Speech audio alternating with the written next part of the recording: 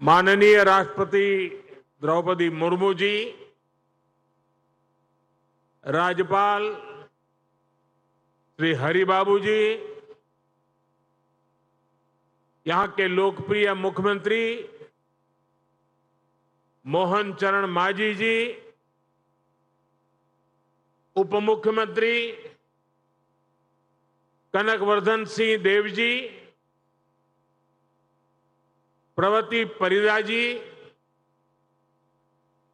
उड़ीसा के मंत्री गणेश सिंह खुंटिया जी, कृष्णचंद्र महापात्र जी, सांसद नवाचरण मांझी जी, मनमोहन सामल जी, बैजयंत पांडा जी, अन्य महानुभाव, भाइयों और बहनों, हमारा ओडिशा इन दिनों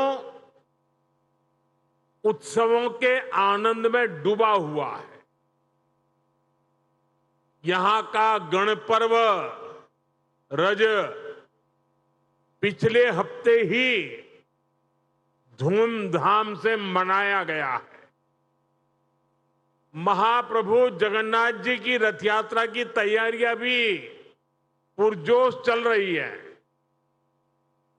मयूरभंज के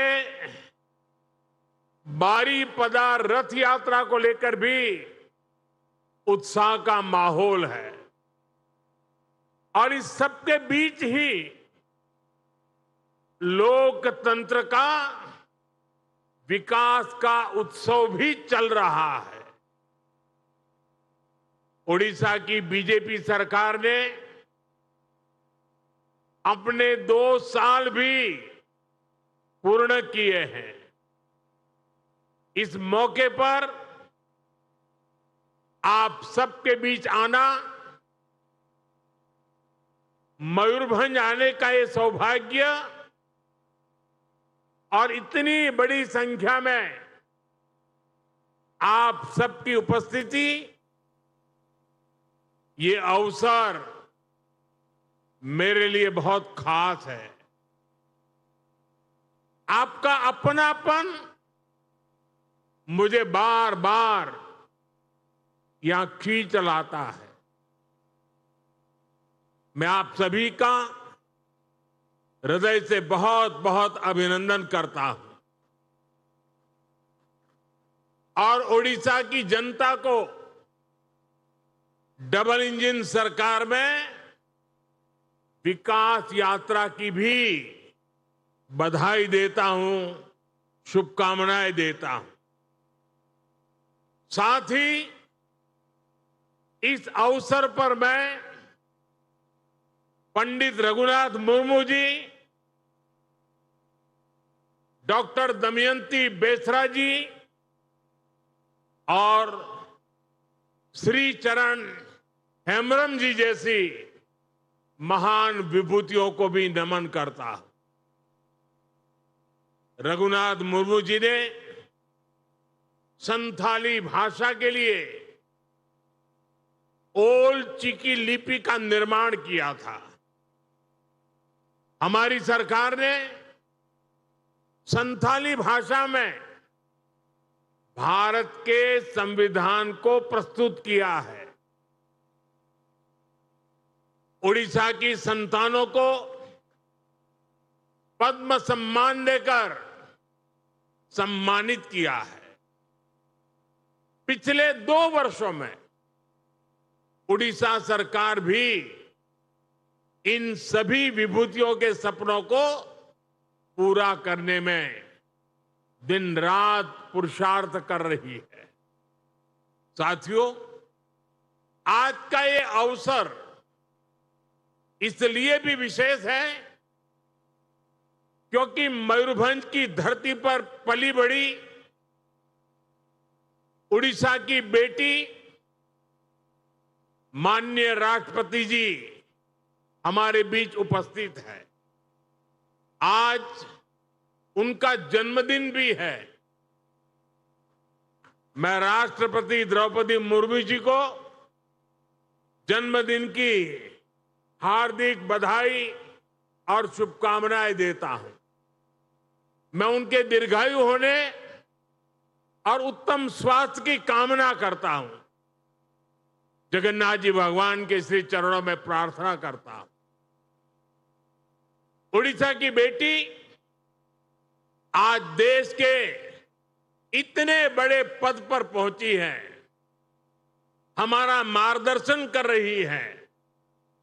ये हम सभी के लिए बहुत गौरव की बात है। राष्ट्रपति जी का व्यक्तित्व, उनका उदार और सहृदय स्वभाव, राष्ट्र और समाज की सेवा के लिए उनका अटल समर्पण, उन्होंने मयूरभंज ही नहीं, पूरे उड़ीसा की पहचान सशक्त की है। मैं इस अवसर पर उनका विशेष रूप से अभिनंदन करता हूं। साथियों, ये कार्यक्रम जब बना तो इसमें मूल कारण तो लॉजिस्टिक था। लंबे अरसे से यहां आने के लिए चर्चा चल रही थी, लेकिन कोई तालमेल नहीं बैठता था। 21 जून को अंतर्राष्ट्रीय योगा दिवस कोलकाता में तय हुआ, तो फिर मैंने कहा अच्छा है, आज बंग दिवस भी है, तो क्यों न मैं सुबह मयूरभंज होकर के शाम को फिर कोलकाता के कार्यक्रम में जाऊं। और इसके कारण ये 20 जून तय हुई। लेकिन कुछ चीजें ऐसी होती हैं जिसकी मंगल कामनाएं ईश्वर अधीन होती है, और इसलिए आज एक शुभ मंगल हो गया कि राष्ट्रपति जी का जन्मदिन भी मुझे आज उनके गांव में जाकर के उनको शुभकामनाएं देने का अवसर मिला। साथियों, आज मैं राष्ट्रपति जी के साथ पहाड़पुर भी गया था। मैं इस क्षेत्र के बच्चों के लिए उनके द्वारा बनाए गए स्कूल भी गया। बच्चों के साथ कुछ यादगार समय बिताने का अवसर मुझे मिला। मैं देख रहा था बच्चों के चेहरों की चमक, राष्ट्रपति जी की उपस्थिति और आत्मीयता। वहां मुझे ऐसा कुछ भी नहीं लगा किसी बच्चे को यह लगा हो कि राष्ट्रपति जी आई है। हर बच्चे को लगता था उनकी मां आई है।